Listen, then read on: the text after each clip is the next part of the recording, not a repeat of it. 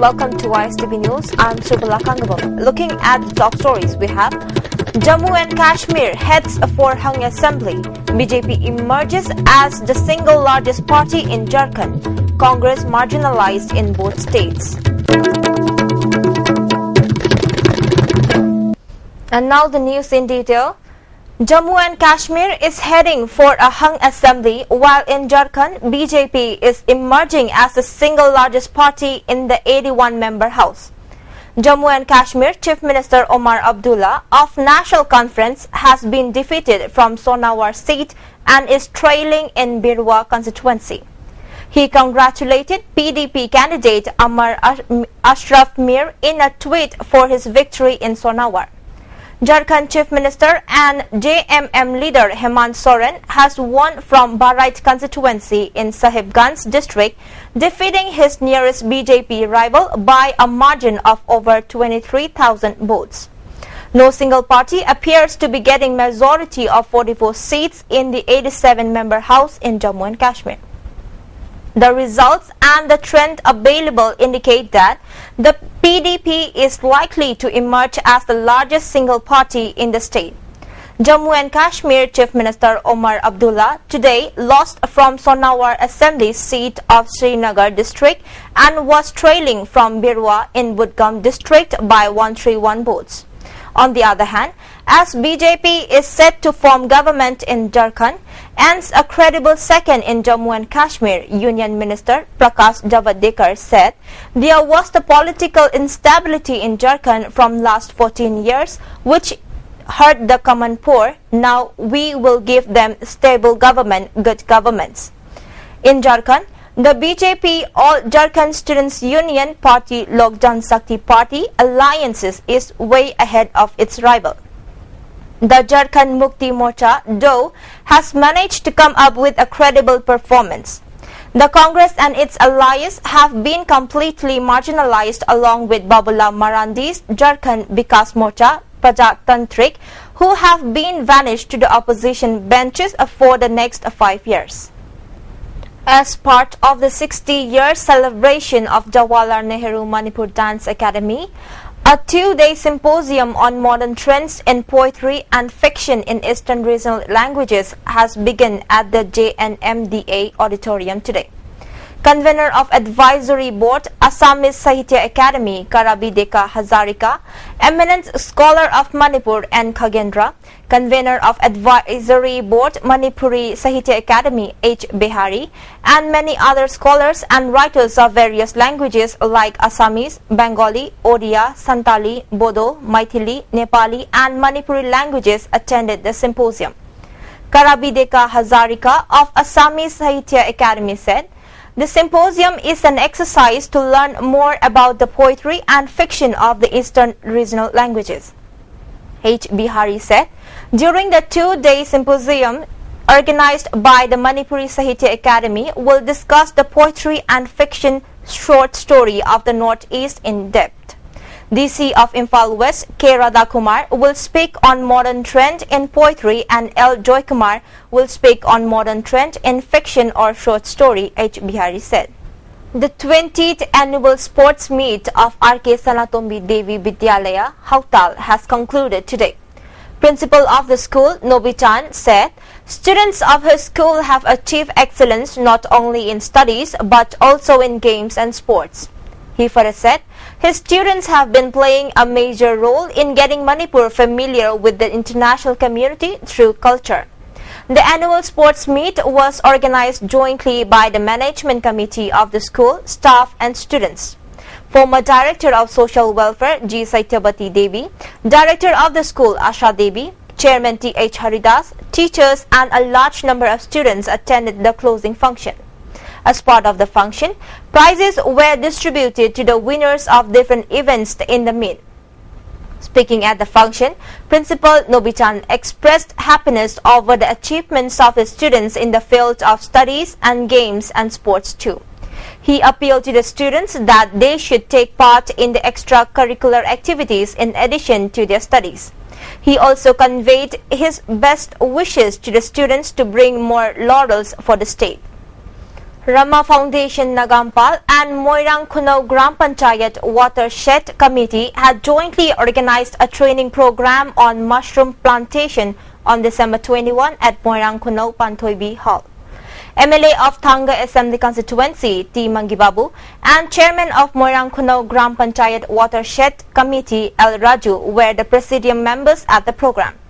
Around 100 persons took part in the training program. Resource person trained them on how to plant mushrooms and also distributed seeds to selected farmers. Women vendors of 3 IMA markets have said that if the cards collected by IMC from the vendors are not returned by January 15 and their demands are not translated into action, they will launch an intense agitation from January 16. This was resolved at the meeting jointly organized by Nupi Kaithel Semgat Sagat Ballup and Nupi Kaithel Sinpam and Saktam Kanballup at Ima Kaithel today. Women vendors and other representatives attended the meeting. Speakers on the occasion said they have repeatedly asked the Chief Minister and the Director of Mahut to improve and protect Ima market. They have also submitted their cards and a sum of 150 rupees to IMC to improve the condition of Ima Kaithel. But they haven't looked back to the market till now. So, if the cards of the women vendors are not returned by January 15, then they will start an intense agitation, the meeting decided. Manipur Public School Koirengai is going to conduct a state-level scholarship program in Manipur in collaboration with JB Institute of Technology, Dehradun, a top engineering institute. Altogether, 10 students will be selected for free scholarship on January 18 next year. Talking to the ISTV News, Anupam Singh, head CRC, JB Institute of Technology said students of Manipur would get huge benefits in their higher studies. And moving on to national international news, Prime Minister Narendra Modi today emphasized that MPs must be an institution of development. Modi said this during BJP's parliamentary board meeting in New Delhi this morning. Later, speaking to reporters, Union Minister Rajiv Pratap Rudy said the Prime Minister asked BJP MPs to generate awareness among the people about the important bills passed by Parliament during the winter session, which is concluding today. Modi asked the MPs to celebrate 25th of December, the birthday of former Prime Minister Atal Bihari Vajpayee, as Good Governance Day in their constituency. Mr. Modi also told them to participate in Christmas celebration. The row over religious conversion disrupted last day of winter session of Parliament today, with the Lok Sabha being adjourned sine die. After it convened for the day, Lok Sabha was first adjourned till noon following opposition uproar over conversion and demand for Prime Minister's reply. However, the uproar continued even after 12 noon and the House was then adjourned sine die to meet next year for the budget session. Similar scenes were witnessed in the upper house as well. Rajya Sabha was first adjourned till noon following uproar by SP and JDU MPs over alleged atrocities on their workers yesterday. However, when the House met again at 12 noon, opposition MPs created ruckus demanding PM statement on communal incidents. The chair then adjourned the Rajya Sabha till 1 p.m.